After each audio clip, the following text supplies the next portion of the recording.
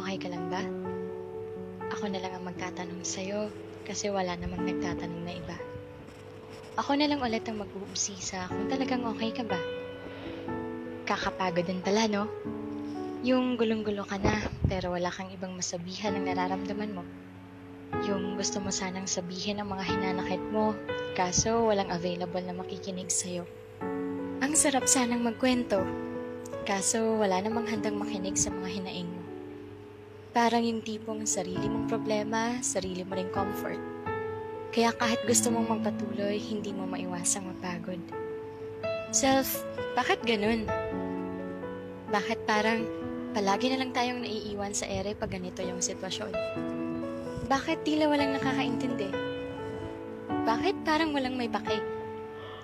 Bakit palagi na lang nilang inaakala na hindi tayo naapektuhan? Bakit tingin nila na hindi tayo nasasaktan? Bakit di nila nakikita na may lungkot sa ating mga mata? Bakit di nila mahuli-huli na may halong pagpapanggap ang mga ngiting ating pinapakita? Nakakapagod na kasing magpanggap. Nakakasawa na kasi minsan magkunwaring palagi tayong matatag. Alam naman kasi natin yung totoo. Yung katotohanang nahihirapan na rin tayo. Kaso, kahit hirap na tayo, wala man lang nagtatanong. Walang may pake kung totoo ba talagang maayos ang kalagayan natin ngayon. Nakakasawa na rin maghintay na may magtanong ng, kumusta?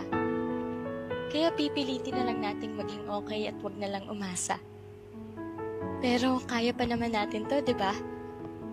Hindi lang tayo okay, pero tayo naman ay magpapatuloy pa. Payakap nga, self. Yung pangmalakasang hug, ha? Magiging okay ka rin. Hindi man ngayon, pero yung panahong yun ay darating din. Papaalala ko lang ulit sa'yo na sobrang tatag mo. Kaya please lang, kahit gaano kahirap, huwag ka susuko. Di naman panghabang buhay ang mga sakit na ating nararanasan. Dahil may bahaghari at araw na magpapakita sa bawat pagkatapos ng ulan. Basta self, kapit ka lang ha. Kumapit at magpatuloy ka. Pahinga ka lang kung pagod na pero hindi susuko. Sa laban ng buhay, atin ito maipapanalo.